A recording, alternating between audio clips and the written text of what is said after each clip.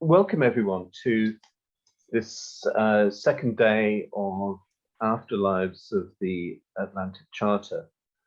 And we start with our keynote lecture. I'm really delighted and very grateful to be able to introduce Stuart Ward, who's Professor of British Imperial History at the Saxo Institute at the University of Copenhagen. Starting with his 1997 monograph, Australia and the British Embrace, Stuart has produced an extraordinarily important corpus of work, particularly exploring notions of Britishness within an Australian and an imperial context. He's been involved in editing important collections, including Australia's Empire, Australia and the Wider World, Unknown Nation, Remaking Australia in the Wake of Empire. And indeed, he's a tremendously acute observer of British politics and British political history.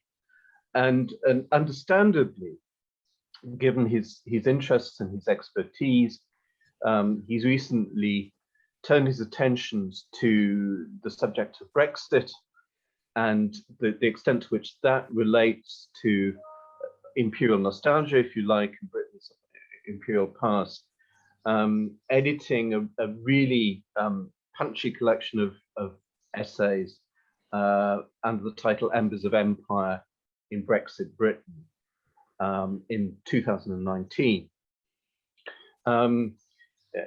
Stuart's a fantastic speaker. He's a tremendous scholar.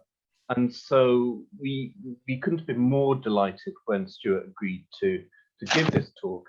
And his talk is called Cosmologies of Our Own, Determining Selfhood After Empire. Stuart, thank you very much.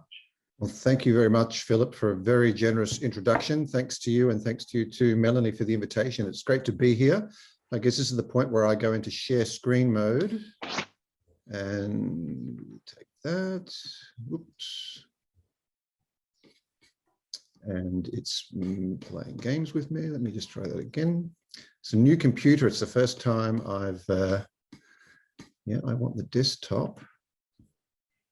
It allows you, yes, it wants me to open system preferences because I haven't done it before. And I choose Zoom, check. Zoom will not be able to record the contents of your screen until it is quit. Later, let's see what happens. Ah, look. Why is it doing that? See if it works now. You are screen sharing. Okay, that's great. So that's coming up. And I just have to go in here. And being a new computer, I've got a new version of PowerPoint. So I need to go into here. Slideshow. You see that? Yeah, perfect. We're good to go. Okay, great. Yeah, Cosmologies of Our Own. It's part of a larger project that I'm currently completing after what seems, well, what it actually is years. Which looks at the unraveling of the global politics of British selfhood in the decades after 1945. So the idea really with the book is to try and draw connections between the so-called emotional deficit in the Union, in the UK, that's given so much momentum to separatist politics in recent decades, on the one hand, and the wider erosion of British subjectivities around the world in the decades of decolonisation. So in other words, how has the desentimentalisation of Britishness abroad overlapped with and lent momentum to, if you like, the diminished force of a unitary Britishness in Britain itself. So it's a fairly large undertaking. It's 14 chapters ranging across different parts of the world. I'm currently trying to figure out how to finish it. I just have to write the end. So what I'm going to present is a very raw preview of how the book might possibly end. It might feel like tuning into a Netflix series at season 7, but fortunately for the purpose of this workshop, it's about referendums, of which we'll be hearing a lot more throughout the course of the day. So in a sense, it's an ideal curtain raiser for some of the papers to follow. In my title, I've flipped self-determination around to refer to the more slippery realm of determining selfhood, which is an aspect that I think is often taken for granted in invocations of self-determination, as though the self were self-evident and the politics of aspiration proceed naturally therefrom. But in a soon-to-be published essay by Harsh and Kumarasingam, which I've been fortunate enough to read in draft, Ivor Jennings, who else, when it comes to Harsh and Kumarasingam, Ivor Jennings is quoted in the mid-1950s reflecting on the doctrine of self-determination, a doctrine which he regards as widely accepted as a sensible proposition. On the surface, says Jennings, quite reasonably so. But having softened the reader up, he delivers the pivot. It turns out, in fact, to be patently ridiculous, a conception, because, I quote Jennings, the people cannot decide until someone decides who the people are. So I want to work with this distinction in thinking about the legacies of the Atlantic Charter, particularly the second clause about territorial changes being in accordance with the freely expressed wishes of the people concerned. And of course, the third clause advocating respect for the right of all peoples to choose the form of government under which they live. Jennings's distinction between self-determination on the one hand and what I would term determining selfhood on the other strikes me as a useful way of exploring a process that unfolded in tandem with the many demands for self-determination in Britain's colonial empire in the period after 1941, namely the making of peoples, a process that went hand in hand with the disentangling of British modes of selfhood in various parts of the world. Now, this was not simply a case of self-evident, self-sufficient, sovereign peoples lying in wait, liberating themselves from the false consciousness of being British, but more a case of the diminished salience of imperial Britishness becoming instrumental to determining the contours of post-imperial selfhood. And this was not just something that played out in the formal context of decolonization, transfers of power, and so on and so forth. What I'll be arguing is that there's certainly a case for viewing the problem of determining selfhood as fundamentally shared by all of the various peoples and polities that once fell within the imaginative remit of Greater Britain and who were obliged by empire's end to adjust their mental coordinates accordingly. So that's the broad agenda. My title is a direct borrowing from J.G.A. Pocock, one of New Zealand's most renowned intellectual exports of the last half century, who returned to his hometown of Christchurch in 1973 to deliver the keynote lecture for the centenary celebrations of the University of Canterbury. On the evening of 9th of May, 1973, to be precise, in the leafy acreage of Ilham Homestead, which is now the University Staff Club.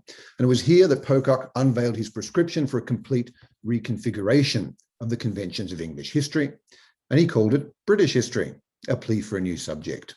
What he later termed his cry from the wilderness, advocating a move away from the Anglo-centric procedures of English history to capture the dynamic interactions of multiple kingdoms and peoples. Now, it's a famous lecture. It was to have a major impact. It spawned an appetite for the so-called new British history, sometimes termed Four Nations history, that would alter the contours of the British past as it was conventionally inscribed. Fundamental to Pocock's purpose was to reconstitute British history in the plural as a worldwide diversity of interacting and varyingly autonomous cultures. I start with Pocock because he's a figure who reminds us that sovereignty and self-determination are not merely legal or constitutional concepts. We heard a little bit yesterday about various sort of legal definitions and so forth. But these concepts reside also very much in the imagination, and particularly in the historical imagination. Pocock's lecture was shortly after Britain's entry into the EEC in January 1973, and he was obsessed with the impact of this decision on New Zealand and on the history to which we knew ourselves as belonging. For Pocock, the disaggregations of empire, of Britishness, and particularly British history, represented what he termed a crisis of historical self-awareness, not only for New Zealanders, but other tangential peoples, as he called them. And hence also, by being a crisis of historical awareness, it was also a crisis of sovereignty. He constantly reiterated his view that having a history, knowing your past, and having sovereignty were mutually constitutive. You could not have one without the other. So he concluded the 1973 lecture with a metaphor that I think conveys the gist of what he was about. He said this: the British cultural star cluster is at present in a highly dispersed condition, various parts of it feeling the attraction of adjacent galaxies. The central giant has cooled, shrunk, and moved away, and the inhabitants of its crust seem more than ever disposed to deny that the rest of us ever existed. Since it no longer emits those radiations we felt bound to convert into paradigms, we are free and indeed necessitated to construct cosmologies of our own. Now, Pocock was the son of a classics professor. He studied classics himself. He was instinctively drawn to the Aristotelian notion of cosmos, not pertaining to the stars per se, but to the contemplation of the universe and universals. So for someone like Pocock, the eclipse of the universal properties of imperial Britishness was about far more than selling New Zealand butter and lamb in Britain, as a member of the common market. This was something that threatened to unravel the fabric of New Zealand's selfhood itself. And it was something that only New Zealanders themselves could rectify. So devising cosmologies of our own was a way of throwing out the bathwater without the baby, preserving the civic structures, principles, institutions, many of the assumptions as well, civic assumptions derived from Britain and Empire, but rendering them in a new, more nation-centered civic language. So this was sovereignty. This was determining the self in a very different guise than perhaps we're accustomed to when we think about the Atlantic Charter. Now, for Pocock, history was to be the medium for determining selfhood after Empire, and much of his subsequent work pursued that project. But that's not my agenda for today. Rather, I want to look at the parallels that can be drawn between Pocock's universe, if you like, on the one hand, with the political and constitutional procedures of direct consultation of the people, determining the self by way of calling a referendum. Just as someone like Pocock looked to a new history to shore up the integrity, sovereignty, identity, the civic authority of old, so too the consultative instruments that were brought to bear were often brought to bear for broadly similar purposes. So at this point, I think I should just pause to recognize that there is something counterintuitive in suggesting that referendums have been instrumental in working out the anomalies of British civic culture under the impress of decolonization. Why? Because there's a view, a long-standing view, still widely and passionately held, that referendums are completely alien to UK constitutional practice due to the sacrosanct tradition of parliamentary sovereignty. It's an idea that goes back at least as far as the Home Rule crisis more than 100 years ago, but we've heard a lot more about it in more recent years in the context of Brexit, Scottish independence, and so forth. Now, very briefly, according to this view, the British just don't do referendums. They just don't do them. And on the precious few occasions when they have done referendums, they have done no good at all. And in fact, they've wreaked untold harm by introducing an element of direct democracy into an avowedly representative democratic constitutional framework, which means that they can create the most unfortunate situation whereby Parliament is obliged to implement things against its own better judgment, thereby undermining the equally sacrosanct tradition of responsible government. So the argument goes, referendums produce outcomes that are likely to be carried out badly due to lack of conviction on the part of those vested with the task, while at the same time letting MPs off the hook when it comes to being judged for their actions by the electorate. Don't blame me, the referendum made me do it. The years of parliamentary deadlock over delivering Brexit is frequently cited as a classic example that vindicates these very reservations. But the objections of 2016 and its aftermath were merely a rekindling of a much older debate. It was a debate that was equally prevalent at the time of the very first nationwide UK referendum back in 1975, when Harold Wilson took his renegotiation of EEC membership directly to the people. At this time in 75, you had the Sun, you had the Mirror, you had the Daily Mail, all agreeing, all united in denouncing the method of consultation as a constitutional monstrosity. I'm just quoting sort of randomly here from bits and pieces, a thoroughly bad innovation that left the British Constitution bleeding beneath the rubble. Strong language. A referendum actually about ceding sovereignty is considered a gross insult to the principle of parliamentary sovereignty. Harold Wilson himself was a famous opponent of consulting the people about EEC membership. He rejected the idea for years as wholly contrary to our traditions, which he, until of course he finally found it expedient to do just that in 1975 as a way of managing the schism inside his own party. Margaret Thatcher is often quoted as having denounced the move as crude majoritarianism, the preferred device of dictators and demagogues, while Roy Jenkins and George Thompson resigned from the shadow cabinet in protest. This was earlier at the time when it was first adopted as Labor policy. And they were fearing the kind of precedent that would make progressive legislation of any kind increasingly difficult. If we're going to go to the people, and the people are inherently conservative, they have inherently conservative proclivities when you ask them directly, how are we ever going to get any kind of progressive legislation through? All of these people shared the view that referendums had no place in the British Constitution, where parliamentary sovereignty and responsible government were, or at least ought to be, non-negotiable. Now, Wilson's renegotiation and subsequent referendum took place only 2 years after another UK exercise in direct consultation. In fact, the very first referendum or plebiscite of any kind in the UK, if we leave aside the odd indicative poll about pub opening hours and so forth.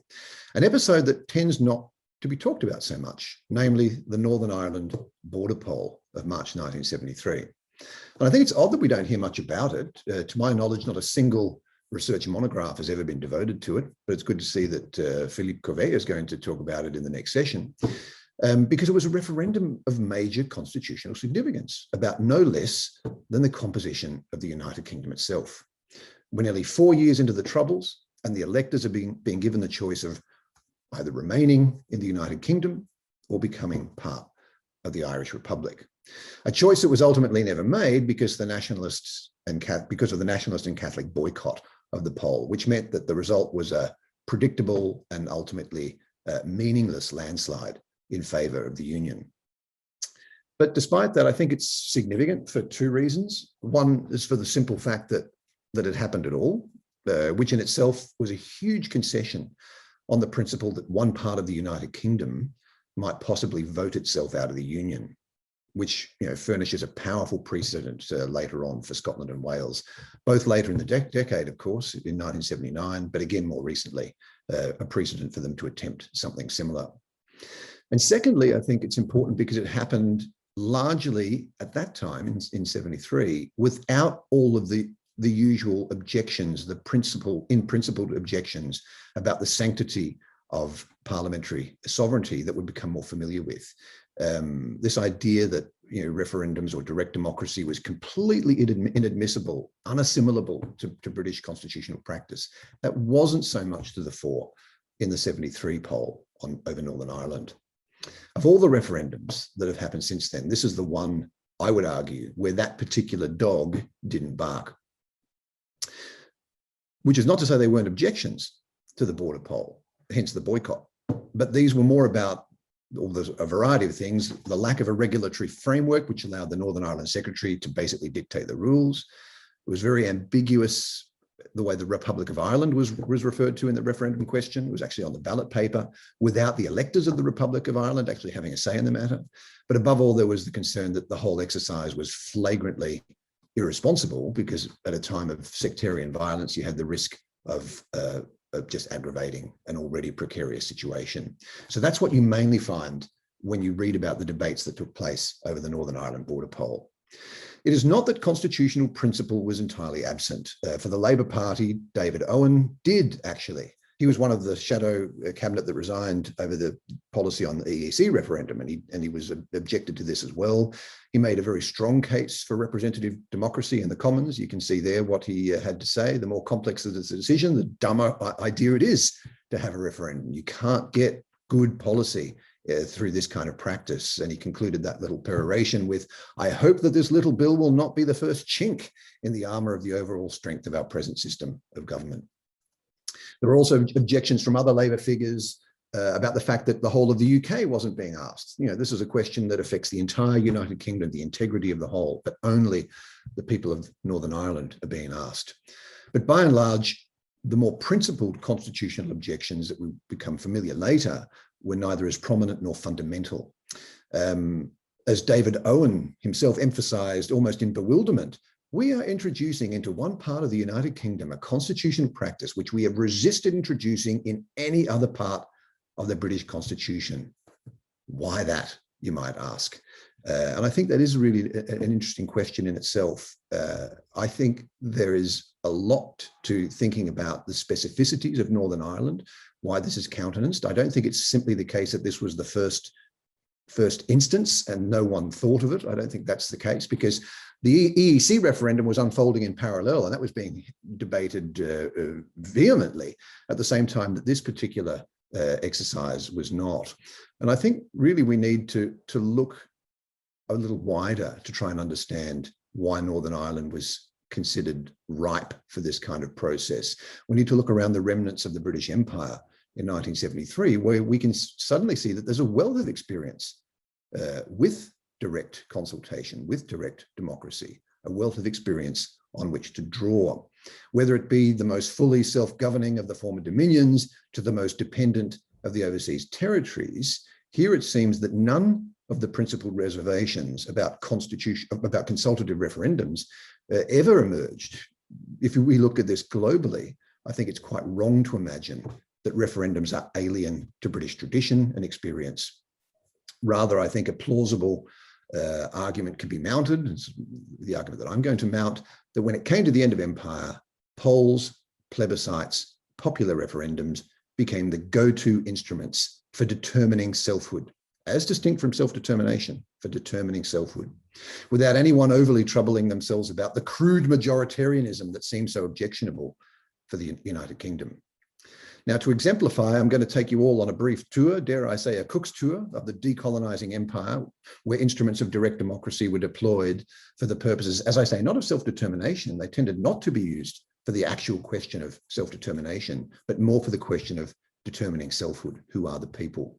And I've grouped them into two types. We'll take the first group, which is referendums for the purposes of determining which political unit a certain segment of the people ought to belong to. In other words, a question exactly like the one put in the Northern Ireland border poll. Does it belong here or does it belong there? So here's that little group, starting with the Northwest Frontier Province. I'll just race through them.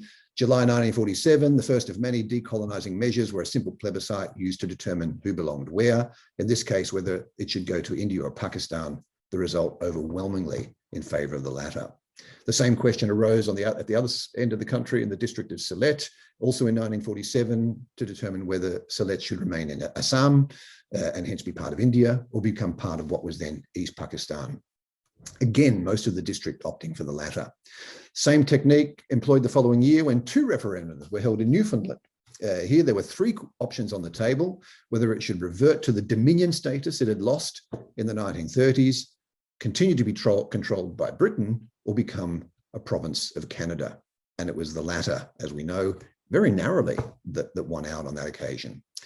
1953, Southern Rhodesian whites were directly consulted to measure their support for the Central African Federation, obviously on a racially restrictive franchise. And of course, it's significant that they were the only one of the three entities thus consulted. This was followed by subsequent plebiscites in Africa. We heard about British Togoland. No, we didn't. We heard about British Cameroons yesterday. But 1956, British Togoland, where a majority opted to be ceded to soon-to-be independent Ghana, and British Cameroons in 61, where the southern majority opted for merger with independent Cameroon, the northern portion choosing integration with Nigeria. And as Roxana Willis told us yesterday, significantly, the option of independence was not on the table. Referendum were also used to determine the fate of Singapore in 1962. This is where the people were consulted on the short-lived merger with Malaysia, and the West Indies Federation in 1961, where it was Jamaica that opted out of the arrangement and subsequently created an independent state. Now, I should add, neither of these two latter instances were in any way directly administered by Britain.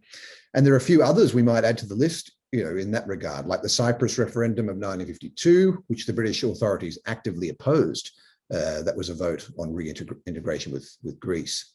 One of the more surprising episodes, the last in this category, which is a useful bridge to the next category because it was a little bit of both, the July 67 referendum in Anguilla, which was essentially about the right to separate from neighbouring St Kitts and Nevis. They'd been clustered together in an unhappy constitutional arrangement, and they demanded closer association with Britain.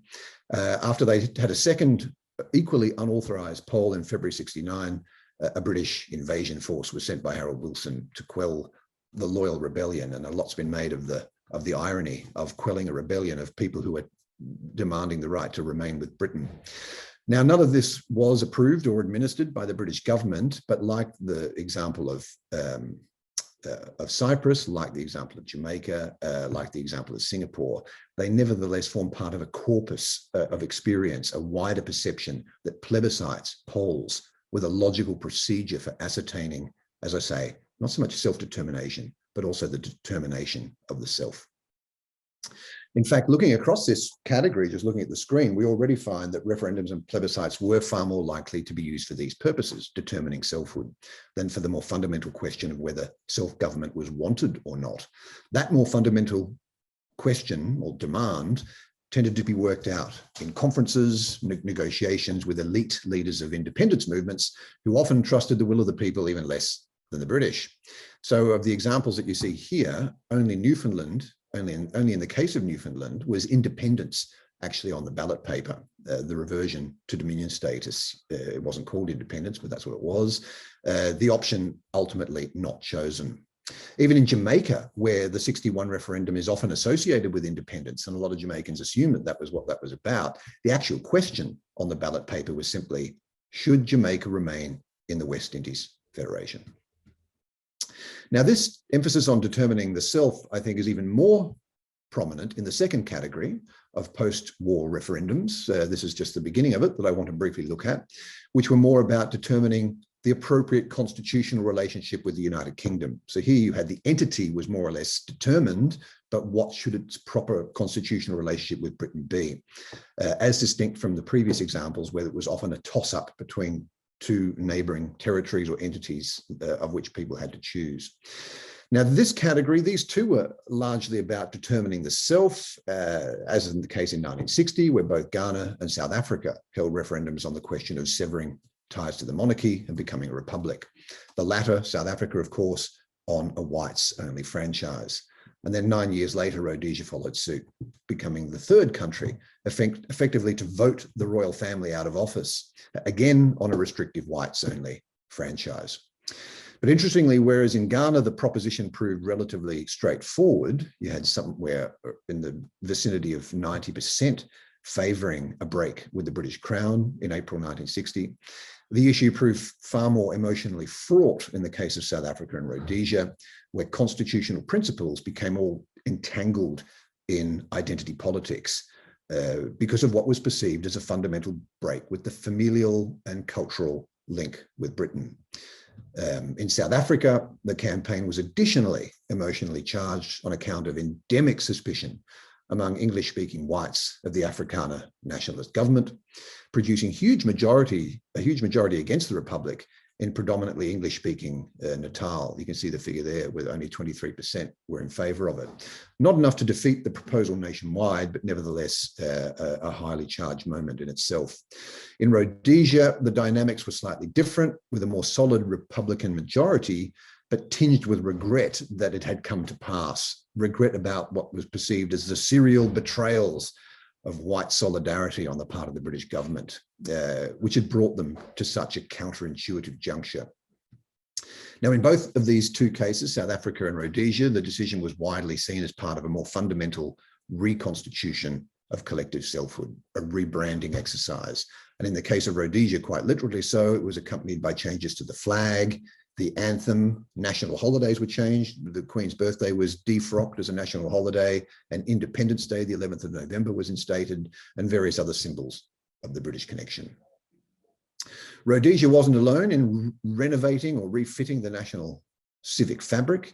This was a time when Canada, Australia, New Zealand all embarked on a whole series of symbolic alterations, some of which were put to the people. On the very day that Pocock called for Cosmologies of our own in Christchurch in May 1973, the very day the New Zealand Labour Party held their annual conference in Wellington and debated the following proposals: proposal for a new national flag, a New Zealand Republic, the adoption of a New Zealand honours system in the place of royal honours, and the substitution of God Save the Queen with God Defend New Zealand as a national anthem.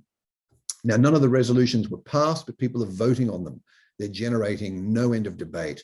They're generating no shortage of support arising from the sense of creeping irrelevance or creeping obsolescence of Britain in conceptions of New Zealand selfhood. So it's very much the same problem that Pocock is grappling with in Christchurch is being debated in Wellington on the same day. Similar debates had erupted in Canada and Australia at the same time, frequently attended by the demand that the people should be consulted. One occasion where they were was the Australian national anthem. That was put to an indicative plebiscite at the behest of Prime Minister Whitlam in April 1974. And this was an interesting example because the first thing he tried was a national anthem competition, and he got 4,000 entries on the competition, but the judges could not find anything in the 4,000 entries that they thought was remotely worthy of the status of a national anthem. So they quickly cobbled together 3 older ballads, Australian ballads, and put them to an indicative plebiscite. That was considered inconclusive because there was a conservative backlash about the fact that God Save the Queen wasn't on the ballot paper, that we should also be voting on the status quo. So it was put to the vote again in 1977 when a Conservative government took over from Whitlam, although ironically enough, the result was the same. So Australia's national anthem, Advance Australia Fair, has been popularly elected twice, and yet still we have debates today about whether it's the right tune. Again, the fundamental issue was determining the self, not in terms of physical boundaries or ethnic composition, but the significance of the link with Britain as a constitutive and symbolically resonant part of how the people are conceived. 2 particularly interesting examples, and the last 2 in this category, which possibly even comprise a category of their own, are the referendums in Malta in 1956 and later in Gibraltar in 1967, where in both instances, the people were given the option of considering the relevance, the ongoing relevance of their ties to Britain in a far more direct sense. This wasn't just about flags or anthems, this was of direct constitutional significance. Arguably the very antithesis of self-determination, because in the case of Malta, the proposal, of course, was for integration with Britain. The idea there being to give Malta 3 seats, 3 Maltese seats in the House of Commons, where they would be returned in the same way as the representatives returned from Northern Ireland or anywhere else in Britain for that matter. While at the same time allowing the legislature in Valletta to remain, so that they would have a kind of a Stormont arrangement in Malta. The initiative came from the Maltese Labour leader, Dom Mintoff, with the blessing of the Eden government in the UK. It's not hard to discern Mintoff's motives, which were mainly about weaving UK wage and welfare standards into the Maltese social fabric, and thereby sort of locking in Britain's commitment, fiscal commitment to Malta's physical and economic security in perpetuity. It was a win-win in that regard. Why the proposal was ever entertained at the UK level is a little more complex, and there's some debate about that. Conventionally put down to the uncertainty around the withdrawal of the British base at Suez in the mid-50s, and there was the need for a viable strategic fallback position in the Mediterranean, but that, as I say, has been disputed. For my part, I think a lot can be gleaned from Harold Macmillan's advice to Eden in July 1955. It's a great quote. He says to Eden, "At this moment in our history, the voluntary and patriotic desire of Malta to join us is something we ought not to repel. Centrifugal forces are very strong at the moment. Let us cherish any centripetal movement that we can find." So here too, the perceived disaggregation of the British world raises vaguely articulated concerns about an expansive global view of British selfhood in retreat, and anything that can put the brakes on that process, in Macmillan's view in 1955, must be a good thing. But although a majority of Maltese electors actually voted in favour of this proposal, turnout was low, less than 60% of the electorate, and soon afterwards concern began to mount or to escalate about the precedent that was being set for other offshore colonial enclaves who might ask for the same thing. And of course, the unlikely but nevertheless frightening prospect that Malta's 3 MPs might actually hold the balance of power in Westminster.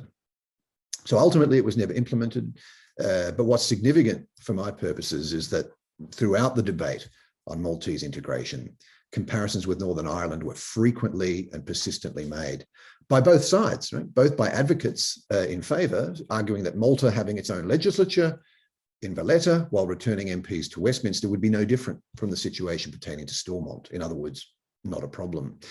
But it was also Northern Ireland was also referenced by those against, citing all sorts of fairly obvious socio-economic differences, also strategic, geostrategic differences that made the comparison between the two entirely spurious. There were also concerns that Northern Ireland might actually expect more from the UK Exchequer if Malta received too generous a deal on social and welfare improvements. That would be some sort of benchmarking exercise, would not be to the UK's benefit. And some even voiced concern that Scotland and Wales might revise their 19th century demands for local assemblies if somewhere like Malta was conspicuously allowed the same privilege. So in other words, it's an interesting example because we start to see an example of the direct relatability of these offshore referendums to UK experience filtering into British political culture indirectly through the back door, contributing to a wider constitutional imaginary being brought to bear on British political culture, rather, as I say, to get back to my original point, some alien and wholly alien practice with no place whatsoever in the British tradition. All right, lastly, a few words about Gibraltar, the 1967 Gibraltar Referendum, which was really a combination of the two categories because it was both an election to determine which physical and political unit Gibraltar ought to belong to, Spain or Britain, but it was also a referendum on the appropriate relationship with Britain after empire, because Britain was one of the two territorial units in question in that particular poll. Now, unlike, I should say, virtually all of the examples I've shown so far, this was not a yes-no proposition. So this was slightly different in the way it was set up. Rather, the electors were presented with 2 propositions, and they had to put an X against the proposition they preferred. You can see the 2 propositions there in English and Spanish.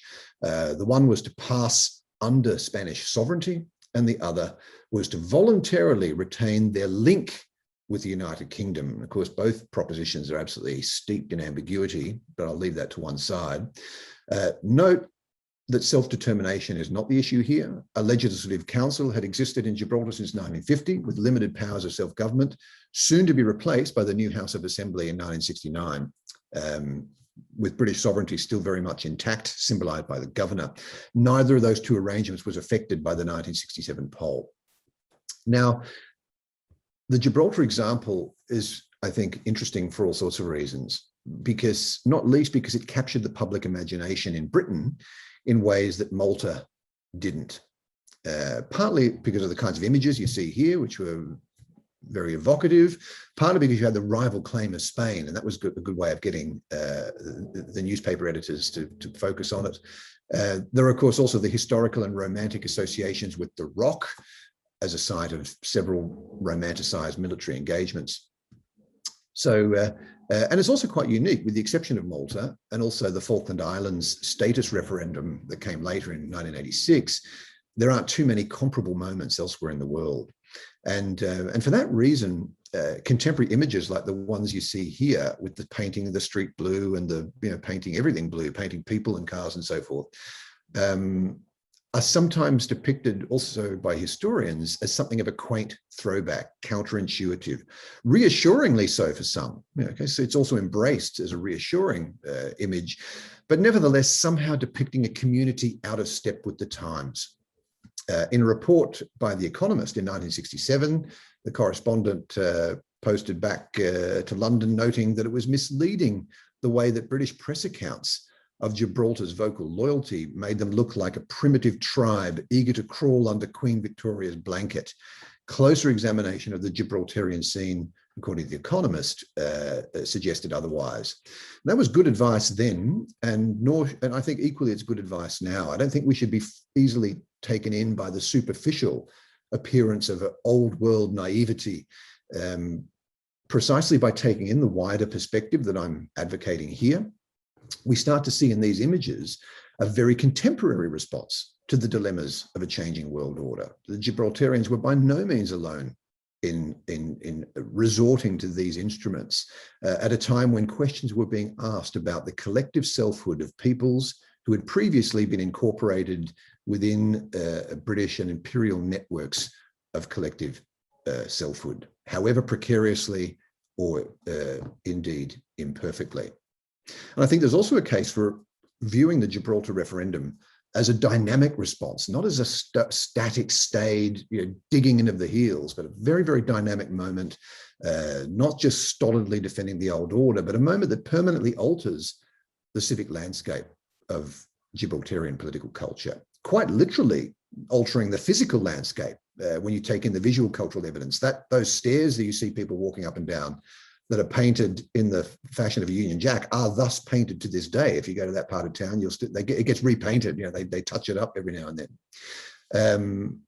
So there are broadly two ways, I think, where this fundamental dynamism can be teased out, and I think are also pertinent to many of the other referendums that I've referred to. Firstly, it seems clear that referendums almost never function as their advocates assume, as their practitioners seem to assume. That is to say, as a simple, straightforward, unmediated gauge of the will of the people. They don't simply solicit answers that lie latent in popular consciousness, just waiting to be extracted by the inert procedures of polling.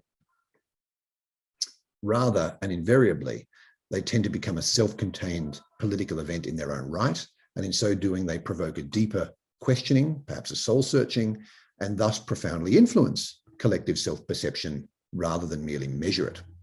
It's interesting that the FCO compiled a report at the end of the Gibraltar campaign and concluded that the mere fact of staging such an energetic and emotion-fueled event had the effect of mobilizing and consolidating support behind the link with Britain. The final result, which actually recorded support, the pro-British option of some 95.8% of electors, far exceeded estimates only months earlier by the FCO, where it was thought maybe upwards of 15% of the population might choose Spanish sovereignty. So in other words, the mere fact of deliberation on the matter of group self-identification was itself group defining. And then secondly, the mere fact of holding a referendum meant, of course, that, to get back to Ivor Jennings, someone needed to decide who the people were, who was entitled to have a say, who was in and who was out. A question that itself had highly dynamic properties, crystallizing certain assumptions and challenging others. Because it turned out that Gibraltar couldn't simply use the ordinance for the Legislative Council elections, because these also permitted British Gibraltarians resident over the border in Algeciras and La Linea. They were also allowed to vote for Legislative Council elections. So there was a bit of a dilemma. If you let these people in, if you allowed these people to vote, British identifying Gibraltarians resident in Spain, you couldn't really do that without leaving yourself open to flagrant accusations of discrimination, unless you also let the Spanish day workers living in Algeciras, etc., unless they were also allowed to come over the border and vote. So it was decided to exclude all of them and a whole host of others in what turned out to be a highly restrictive criteria. There's just a slide that gives you an idea of some of the categories that were excluded from Gibraltarian belonging. So in other words, you had a situation in the months leading up to the referendum where you had people passing by the registry to find out, with great excitement, who was in and who was out. So that in itself is an act of collective identity formation that not only distinguished between categories of Gibraltarian, but also, ironically, underlined and accentuated distinctions between Gibraltarians and the wider designations of Britishness, because you needed to have resided 25 years in Gibraltar in order to count. And because of this, a surprisingly large number of people were excluded from contention, including the English editor of the Gibraltar Post, a fellow by the name of Featherstone, who was extremely indignant that he was not a leading advocate of the link with Britain. And so what he did, he actually decided to conduct a poll of his own of all the disenfranchised. So it was a separate poll of the disenfranchised Gibraltarians, and they managed to clock up a 100% vote in favour of the link with Britain. All right, so yeah, and actually, more of the debate when you read the contemporary sources, as much of the debate is about this, actually, about who's in and who's out and why they're excluded and so forth, rather than the question of being a part of Britain, because that was largely considered a foregone conclusion. So Gibraltarians, 1967, didn't merely have to decide whether they wanted to be British or Spanish. It also becomes a milestone in a longer history of making Gibraltarians cosmologies of their own, you might say, rather than simply preserving or upholding some static idea of being British. Even that category, incidentally, of being British was problematic because they used the term United Kingdom on the ballot paper. And there's a lot of scratching their heads about, oh, well, Gibraltarians, will they even know what the United Kingdom is? You know, can we even use that that category? And they had terrible problems translating it into Spanish. Now, all of this occurred barely 5 years before the 1973 Northern Ireland border poll, just to go back to that, which shares a number of similarities with the Gibraltarian referendum. Above all, like Gibraltar, it also eschewed a simple yes/no answer, instead inviting electors to place an X between two options. Remain, interestingly, there's that word that's become so prominent in British political culture today. Remain was one of the options, part of the United Kingdom, or to be joined with the Republic of Ireland.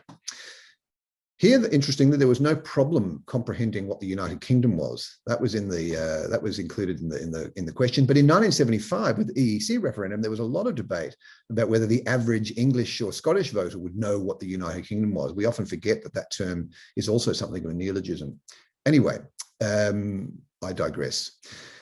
There's another similarity in that the fundamental intent of the Northern Ireland border poll was not really to bring about change. No one really expected that to happen, but rather the intent was to mount a cast iron political case for the status quo.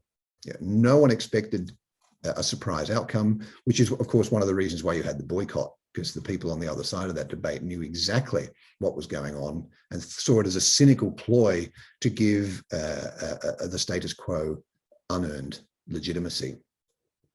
Now, I'm not suggesting there is a direct line of causation from Gibraltar 1967 to Northern Ireland 73. You're not going to find a lot of sort of crossover in the source material, the political source material. But I'm advocating viewing both of these episodes in the wider setting of identity politics and the plebiscites thereof at Empire's End. And both of them, I think, begin to appear in a different light when you look at them in that way, as part of a more general pattern of determining the self amid this wider search for cosmologies of our own in other parts of the former empire. Why do you ask a question that you already fully expect the answer to, when you even expect the answer to be no change? Well, that is because of the wider context of change, wider changes in the salience of Britishness as an organizing principle all around the world, with any number of symbolic changes and constitutional changes being brought in the wake of decolonization. And that in itself forging expectations of change, that the question itself, at the very least, should be asked. And it was in a way to refute that expectation of change and entrench the seemingly tenuous ties to Britain that both of these polls were called in the first place. And I'm suggesting that without that wider civic cultural context, that the wider procedures of determining the self, neither of these instruments may never have been deemed necessary. Note also how this wider context allows us to reconsider the arrival of direct democracy into the constitutional framework of the UK, right, 1975. Not as the shocking and sudden breach in the bedrock of Britain's hallowed tradition of representative democracy, but rather as a more gradual, incremental point of entry via the colonial incubus to address almost exactly the same kinds of questions of determining selfhood that had proliferated throughout the decolonizing empire since 1947, from Newfoundland to Malta, South Africa, Gibraltar, Rhodesia, Australia. For all of the distinctive constitutional intricacies, I'm not saying all of these contexts are the same, but nevertheless, all of these referenda were fundamentally asking the same triple-barreled question. 1, who are the people? 2, what are the defining characteristics of their polity? And 3, particularly in the light of the fact that a British orientation can no longer be sustained. In no other instance, apart from Northern Ireland and Gibraltar, was it determined that British orientations could indeed be sustained. You could mention Malta, but that was revoked when they had an independence referendum in 1964.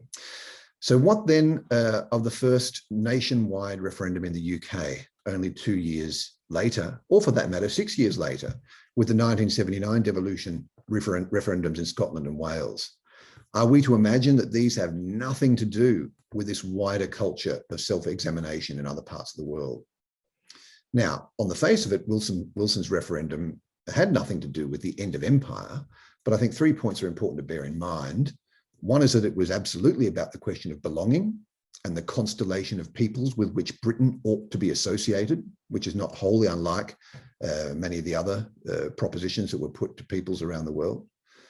Secondly, the rhetoric of the Yes campaign in 75, as Robert Saunders has very persuasively shown, was saturated with talk of finding a new role and purpose in Europe after empire, as though the two posed, in some sense, alternatives.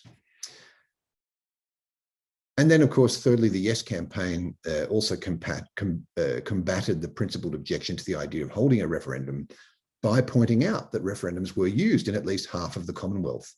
According to Neil Martin, the conservative anti-marketeer who first tabled the idea of a referendum, all of these countries whose parliamentary traditions have grown out of this country.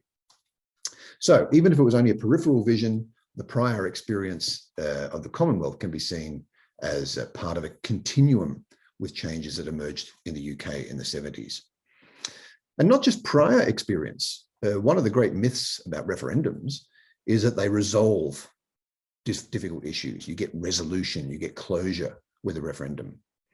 Now that might be so with a more prosaic question about pub opening hours or even something like whether or not to adopt the euro.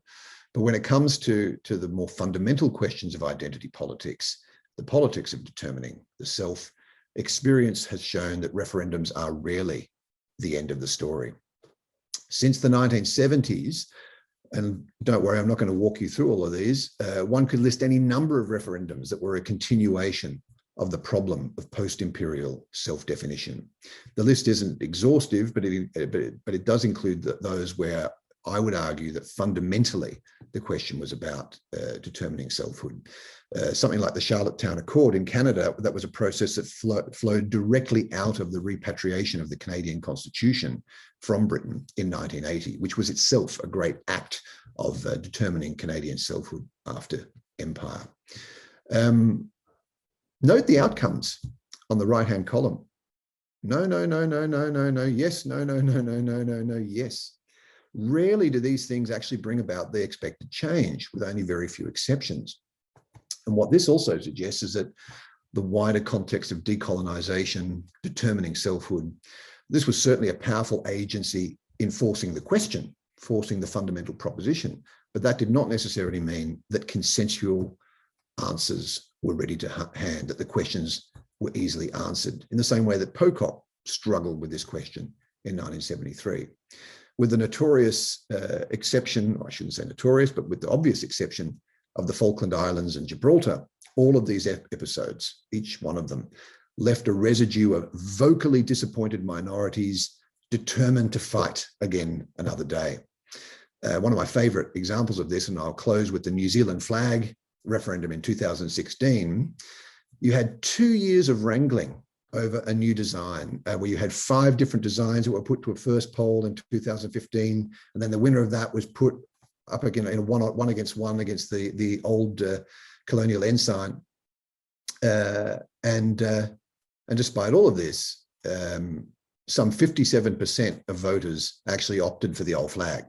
Now, 57% In New Zealand, this is a margin that would be considered an absolute landslide in general election terms. This is an absolute flogging that advocates of a new flag received. But not to be deterred, the leader of the flag campaign, Lewis Holden, took defeat squarely on the chin, came out in front of journalists and declared that this was a victory for democracy and debate. And indeed, the flag debate in New Zealand, he said, has only just begun, right, in the light of a whopping 57% defeat. Exactly 3 months later, to the day, the British people elected to leave the European Union in what has surely become the decisive political fault line of the 21st century.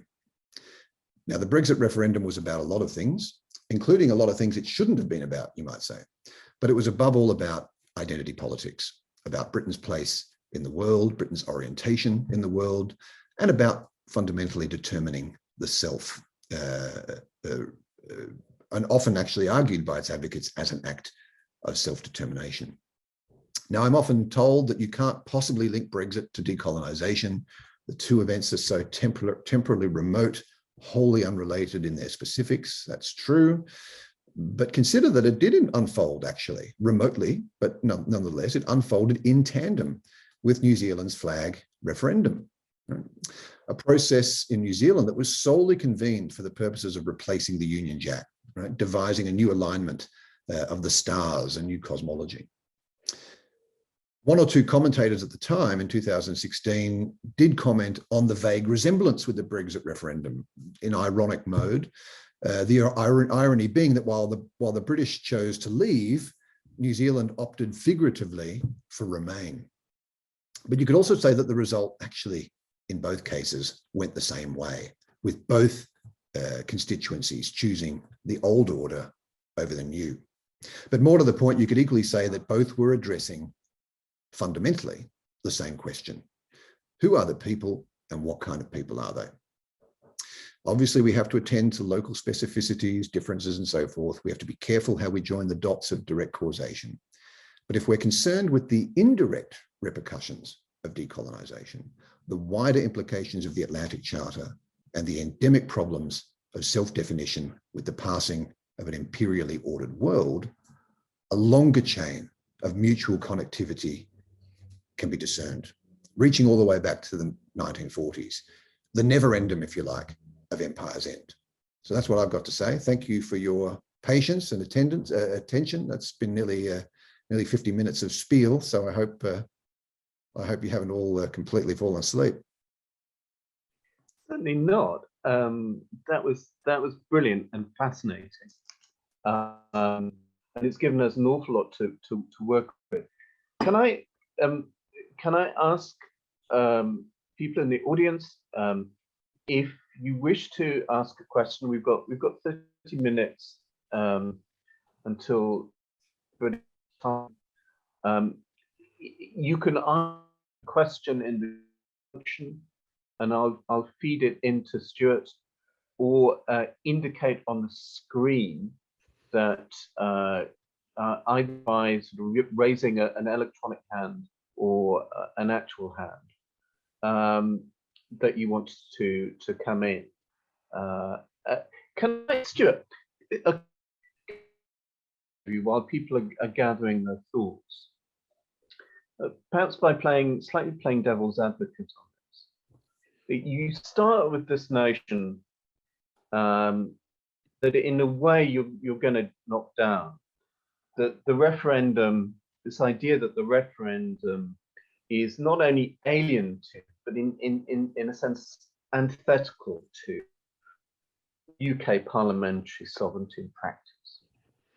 Okay, and then you raise these questions elsewhere in the Commonwealth of the way in which the referendum has been used. But does that together sort of knock down? Because I would still sort of suggest that someone who does feel that the referendum is deeply destructive to the parliamentary system in the UK, that this on the whole has been recognised, and that very little in your examples would tend to sort of undermine that in the UK case. So, unlike, say, Australia, where the referendum is an established feature of the constitutional system and has been used repeatedly over the decades. The same is not true of the UK. The UK doesn't have a written constitution. It doesn't have provision for the use of the referendum, unlike many other countries where a referendum is necessary for particular forms of constitutional change.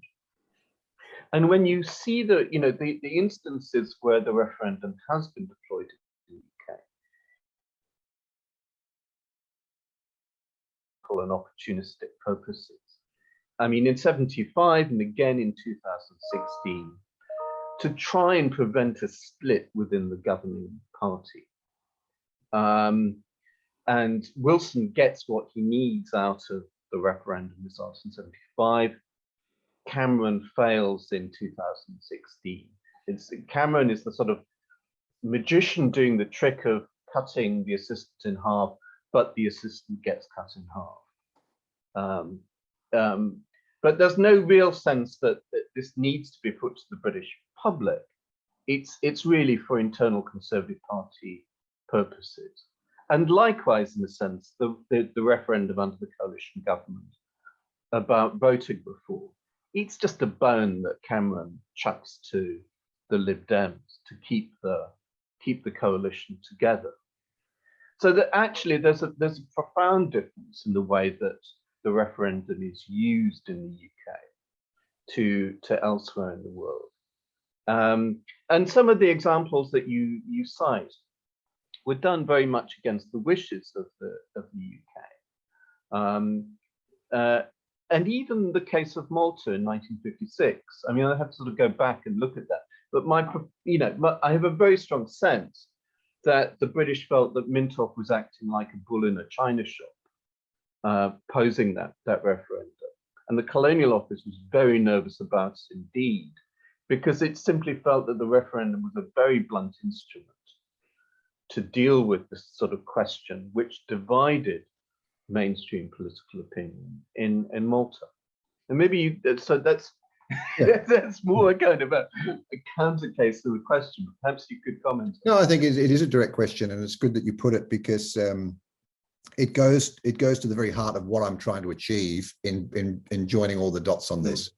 And there's a risk in the rhetorical setting up of the proposition that I may start sounding like some advocate of direct democracy in the UK, and that I'm saying, no, all you people who say that this doesn't belong, you've got it wrong, because in fact it's actually a rich history and it can be woven in and so forth. That's actually not what I'm arguing at all, and I'd be 100% on board with what you're saying about the damaging ways in which direct democracy has been brought in, like as a blunt instrument on those few occasions into UK politics, because it's not, as you say, because it's not written into any kind of written constitution, and there's no regulatory framework, and that's what you saw with both of the referendums that Cameron presided over, the proportional representation, but particularly the Brexit. I mean, one of the things that you could say about the Brexit referendum, it's the first and only nationwide referendum in the UK, leaving aside the regional ones with the Northern Ireland and so forth. It's the first one that actually changed the status quo, and that's where we saw the weaknesses, because the first two, the status quo was upheld, so no one had to worry about what this means. What are the implementation rules? But here there was neither a rich precedent or, as I say, a regulatory structure that could actually ensure that the question actually produced an outcome that people could understand. But you also had this absolute mess of Westminster having to implement something against its better judgment. So the argument is certainly not some kind of crusade for more direct democracy in the UK. That I will leave to the good electors of the United Kingdom to figure out for themselves, determining the self, as it were. What I am saying is a couple of things. One is that there's something very interesting in the way that an instrument that was deemed not at all appropriate within the domestic sovereign space of the UK was considered perfectly serviceable offshore. So there's an interesting distinction there that's being made between colonial peoples and otherwise. And even in those examples where you have separate sovereign governments who have it written into their constitutions and so forth, even so, the fact that these are happening, they're not questioned in a UK context. They perform part of the wider consciousness and the wider sense of the political culture, as opposed to something that's actually sanctioned and approved. But there is an element of, this is okay for the colonies, but it's not something we do in Britain. So there's an element of that I think is actually quite interesting.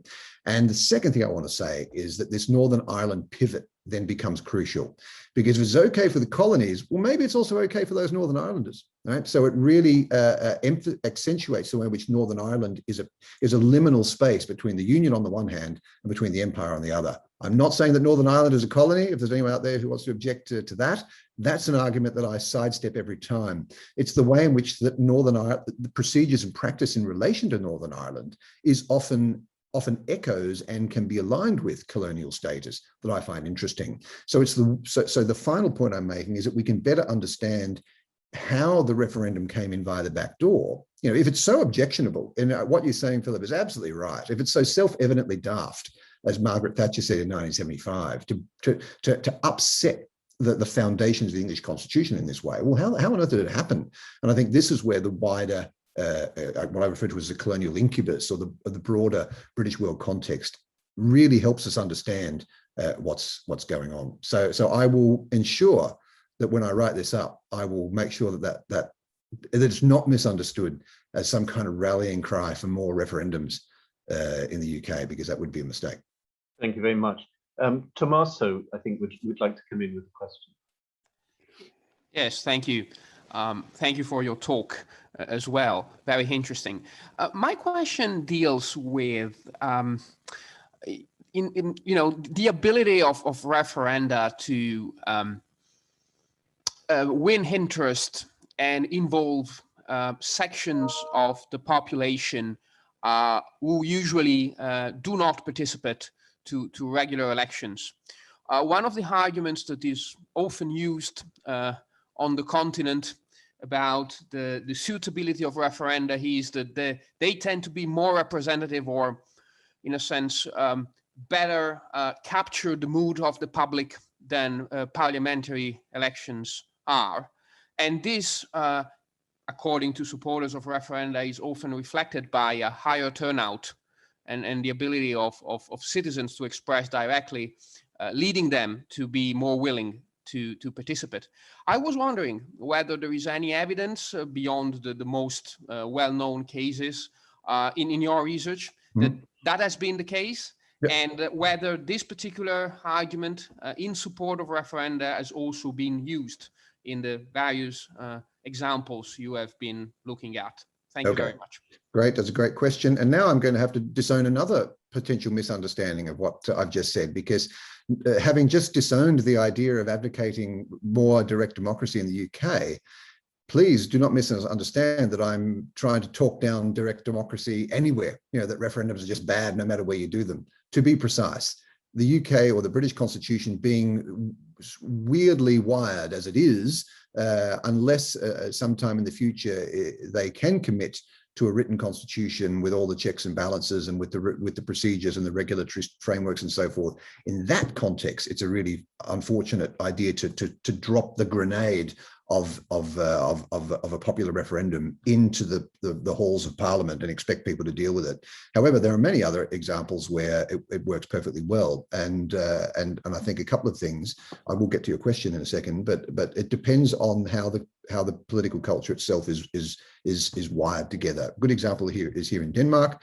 Here they abolished the upper chamber in the early 1950s, and here referendums are kind of like a substitute for the upper house, and it's stated very, very clearly in the constitution what kinds of questions have to go to the people. So there's no doubt the rules are there. You can't just go to the people like Harold Wilson did or David Cameron did. You can't just call a referendum because your party is split and you want to sort of cop out. There's very clear rules about what when a referendum is not only required, not only designed but also required. And so then it does work as an upper chamber that certain kinds of questions go to the people, and you do get this effect that you're talking about, where you get high turnouts high levels of popular engagement. Political parties sometimes declare open season on their members and say, look, we'll let this go to a vote of conscience. That's also happened here. Switzerland is another example, although Switzerland is, of course, an example where they have referendums on all sorts of things. And you could argue the toss as to whether that's desirable or not. In the case of another context that I'm familiar with, Australia and cognizant or similar cases, sometimes it's actually the opposite, that this idea that referendums bring the people into politics in dynamic and constructive and productive ways doesn't always pan out. There's many, many examples of referendums in these countries, even though they have the framework, even though it's in the constitution, turnouts are terrible, that you can't get people to show up. That was, of course, the case as well in Scotland and Wales in 1979, to take another closer to home example, where one of the reasons that the majority that actually favoured devolution in 1979, the reason that it wasn't passed is because it didn't pass the threshold of voter turnout. So what they often do in Australia, New Zealand, they often schedule referenda to be on the same day as a federal election. It's the only way they can actually get people to show up, or okay, people show up, but it's the way to secure a proper turnout is you stick the other question in their hand. And then, of course, it gets completely overshadowed by the general election. So I don't think that you can posit it as a general rule to answer your question, that direct democracy in and of itself will deliver those benefits that you're referring to. It only in the instance where there is a legitimate regulatory framework that the electorate, that the polity respects. Good question. Thank you very much indeed. My colleague Chandra has posted a question in the chat, asking whether you could sort of comment on the French use of the referendum in its possessions in Chandranagar in 1949, which voted to join independent India, and Chandra says thereafter the French refrained from using referenda in their possessions in India, either de facto or de jure. Would you like to comment on that? I will comment briefly on it, because I know the answer is I can't really, because I mean, you saw the list of referendums I've been chasing, and I'm trying to end the book. I'm not trying to start a new one. So I've been trying to interestingly, you can't. This is such a sprawling phenomenon. I had originally thought that there'd be some Wikipedia page where I could just get them all. Someone's gone to the trouble of writing all these down.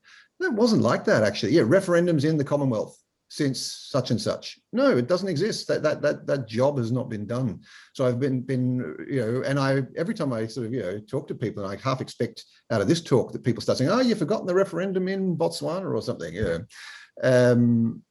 So no, the reason why I haven't had reason or cause to sort of reflect on the other French or for that matter other European colonial contexts is that when you do the sort of the archival work on these individual case studies, there's a lot of cross-referencing going on. So, for example, when they have to do the Gibraltar referendum, they get someone in the Commonwealth Office gets the job of figuring out what we did last time. And so there is a lot of cross-referencing of Cameroon, of Togo, of Malta, and they're trying to sort of learn from experience. They're not talking about what France did.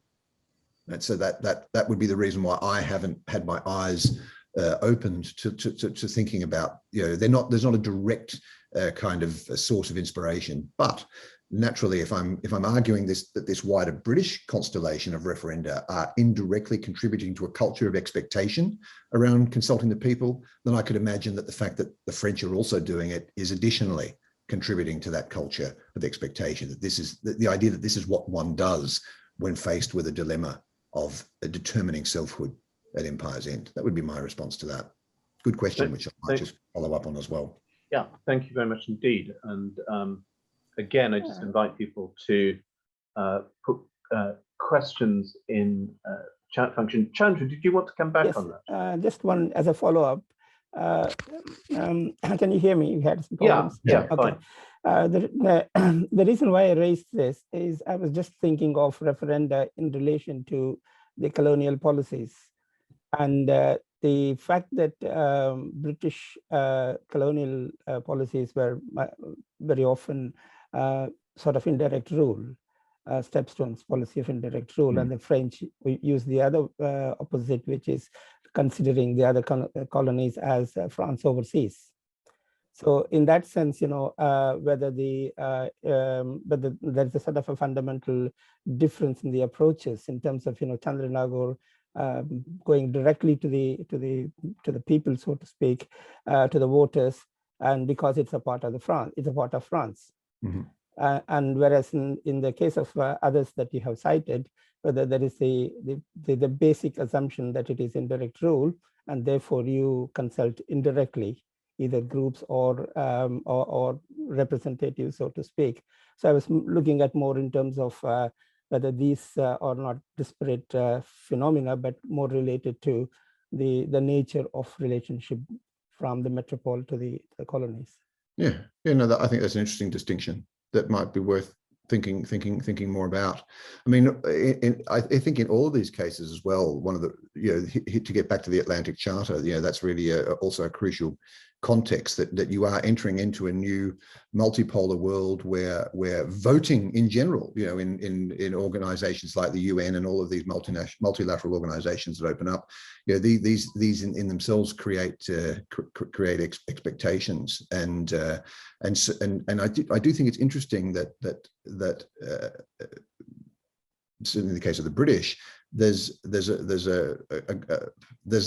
are less risk averse about asking questions about determining selfhood than they are about asking questions about self-determination, which they do very, very rarely, as it turns out. But that would be interesting to compare with French and other European experiences for sure. I see that Dicey has turned up in the margin. Yeah, exactly. Yeah. Maybe you come which is an obvious place to start. I glossed over the sort of the longer history, but that surprises a lot of people actually. And that's one of the standard counters to anyone who stands up on a soapbox and says referendums do not belong in the British constitutional system, and then you'll find someone say, but Dicey was in favour of them in a certain limited context.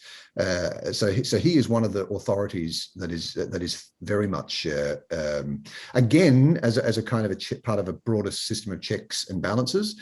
And when the House of Lords was abolished in 1911, and this was around about the time of the third Home Rule bill and the Home Rule crisis, that was probably the moment more than ever, where you got to the point where referendums might have crept in to British political culture. It was discussed by the party leaders at the time as a possible alternative to the House of Lords. So substitute the House of Lords with a reference to the people. I think Bonner Law actually toyed with the idea himself. He was himself a rampant populist, so it seemed not a bad idea at the time. But in the end, they settled for this idea. No, we should have a general election. So the general election would be kind of a substitute for direct democracy. Thank you very much indeed. Again, we've got 10 minutes left, so please either raise your hand or put questions in the chat. Stuart, it sort of occurred to me that, again, when you go through your examples, your offshore examples, some of them just tend to prove what a very bad thing referendums are. And I was thinking of the 1953 referendum in southern Rhodesia. I mean, insofar as the Central African Federation ever had any chance of winning the confidence of Africans throughout the territories, and particularly in northern Rhodesia and Nyasaland, those pretty much hit the rock of the 1953 referendum, because the safeguards that had been talked about and discussed for African interests were gradually eroded in order to win that referendum. There's a sense that we can't, that then becomes the kind of the key objective for the British government, and you end up with a far more naked form of of white supremacy within the federation. Now, it probably would have failed anyway, but it's again, it didn't really serve British interests in any particular sense. Yeah, well, I would look at that example and you know, and the general principle. I would see that as an example, not necessarily an example that shows that referenda are just a bad idea and they wreak havoc and cause you know, untold harm and so forth, but rather an example of David Owen's point that, you know, his principle was the more complex the issue, the more inappropriate it is to try and expect a popular referendum and a yes/no answer. You know, a yes/no answer is not always you know, easily elicited. Whereas something like voting on the national anthem, whether it's to be God Save the Queen or Advance Australia Fair, I think that's a fairly harmless process and does kind of, you know, contribute, albeit precariously, to some kind of consensus. Although that said, it's fairly clear that if Pearson had put his maple leaf flag to the vote in 1964, looking at contemporary opinion polls, and there were demands that he do so when he brought in the maple leaf flag, he probably wouldn't have won it. It was neck and neck. It was actually a three-way tie between the maple leaf flag, the old Canadian colonial ensign, and Don't Care. Also had quite a high response in opinion polls, all running neck and neck at about 33%. So that would have been an interesting exercise if they had gone ahead with that. I remember seeing some of the entries for there was competition about the Australian national anthem under Whitlam. There's a wonderful line about Australia going forward without the proud regalia of nations not our own. Yeah. Kingdoms. Yeah. Kingdoms. Ah, okay. Yeah, exactly. Kingdoms. Yeah. That was one of, yeah, because the judges, they had the 4,000 entries and they eventually chose 12 and they were published, but they were absolutely, it became an object of great ridicule. It was a great public embarrassment. And all of these anthems were being ridiculed. And some of the people who had written them were established Australian writers. A lot of people burned their reputations on this. And that was that particular verse was by a fellow called Bob Ellis. Okay. And what was interesting about that version was that it wasn't a national anthem. It was a song of aspiration to become a nation. So let's get rid of something old. But he doesn't actually say anything about the country. It's all about what the country shouldn't be, without the proud regalia of kingdoms not our own. And when he was, and the last lines are, "Oh, come, let us begin it before the fall of night." Now imagine for the next 400 years, people are singing, "Come, let us begin it." Like, when's it done? Barry Humphries, you know, Dame Edna, he famously parodied this as a nation endlessly coming of age, you know, a nation that was doomed to be perpetually sort of on the verge of it. And when Ellis was quizzed about this ridiculous verse, you can't, you've said nothing about Australia.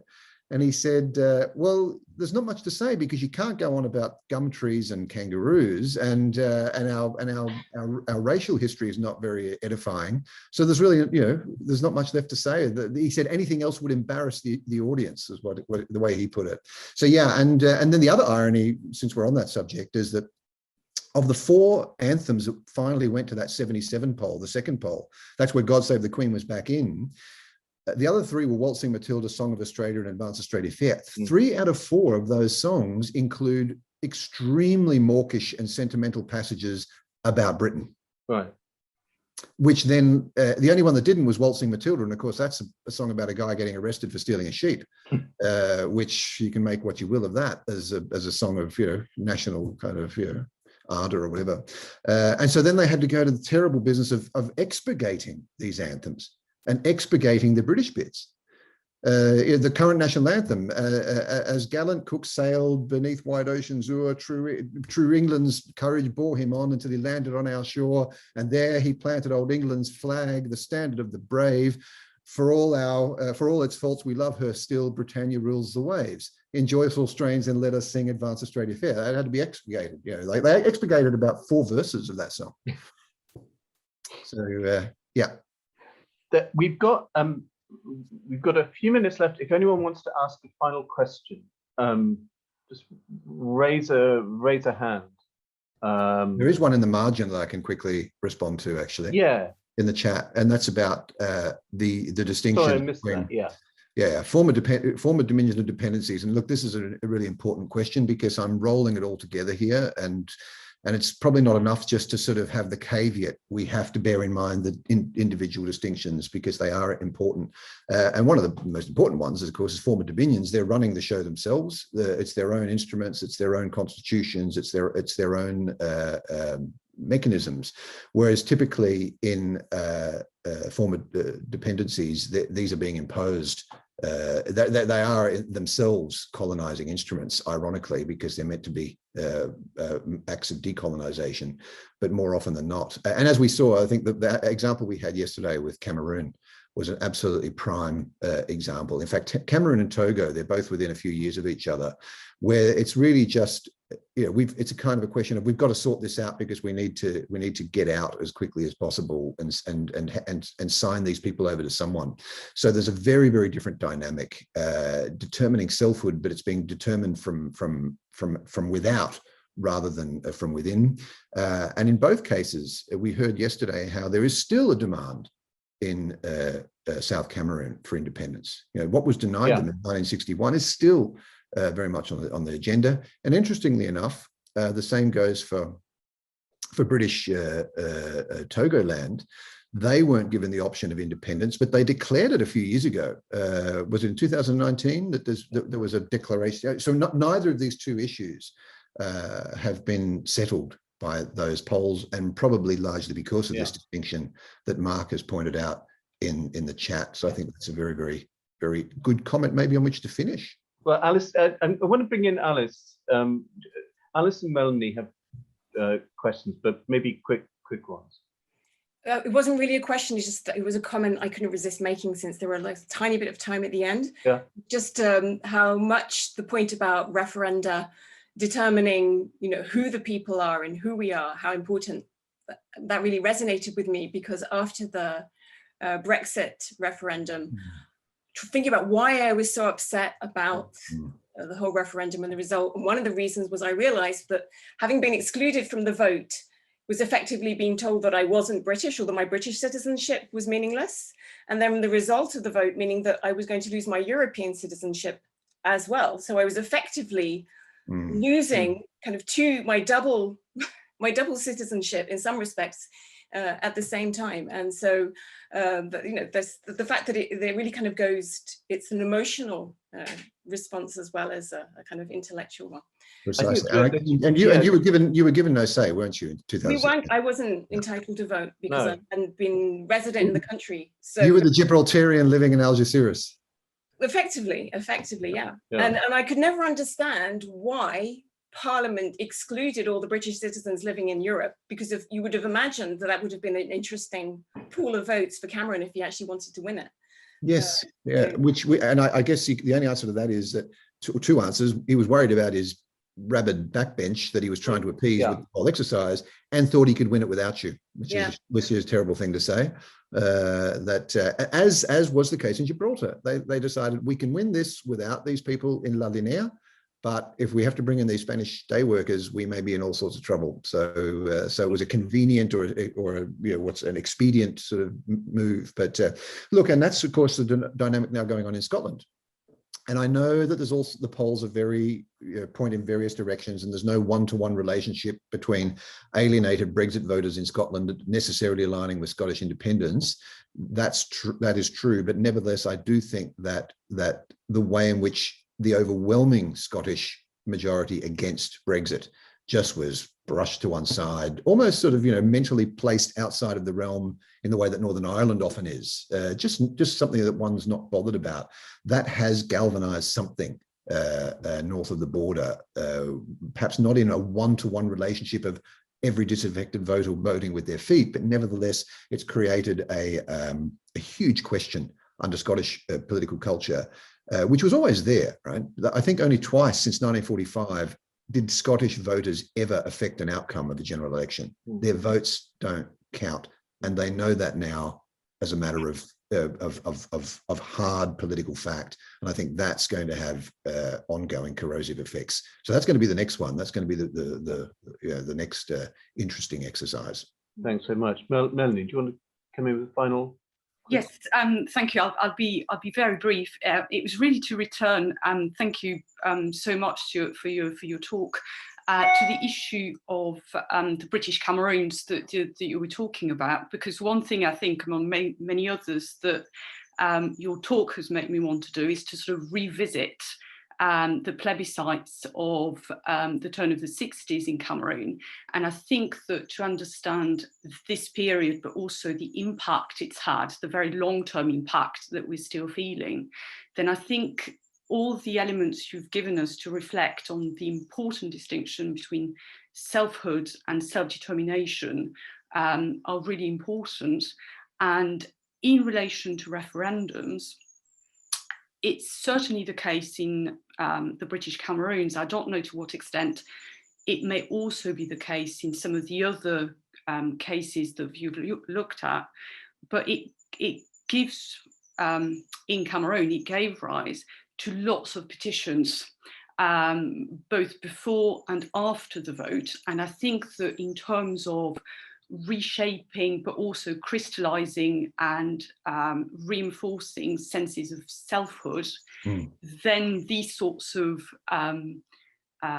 activities and these sorts of documents are really important, and tell us a lot about how political communities evolve and think of themselves both collectively and at the individual level. So thank you very much. Well, thank you for organising this, because when I had the idea, this is just the end of the book that I'm trying to do here, and I've got to really tighten this up, and it's like an epilogue, and I call it neverendum because on the one hand, so much of the political culture, so many of the assumptions that brought about Pocock's dilemma arose out of this feeling that something was ending, right? That something that used to make sense and used to resonate and orient the individual to the state and the wider world, that was no longer salient, and we need something new. But it won't end, right? So on the one hand, you have a sort of a political culture that is steeped in a culture of something ending, and you had all the culture of declinism in Britain in the 1960s, all of these ways in which a sense of an ending, and of course the famous book by Commode was published in '67, which I think was also influenced by this, and yet it won't end, and yet the question keeps going on. So just in conclusion, here's an appeal to anyone. I think the way you've put together all these essays today on referendums, that's really surprised me that the work's being done. I think that's great. I'm going to strap myself in to the chair here for the rest of the day and enjoy it. But as I say, this is just an epilogue to a book. There's a project in this. There's a bigger research agenda that could be pursued here. And if anyone wants to get into that, then count me in, I would say. Anyone present? And I'm so pleased to see that Philippe's doing the Northern Ireland border poll and the Gibraltar and all. I mean, it's great. I'm looking forward to it. Well, let's think about this, because it's been a really fascinating discussion, and that's a great tribute to your keynote, Stuart. It's been wonderful and great to immerse ourselves in some fascinating history. I can feel the benefits already.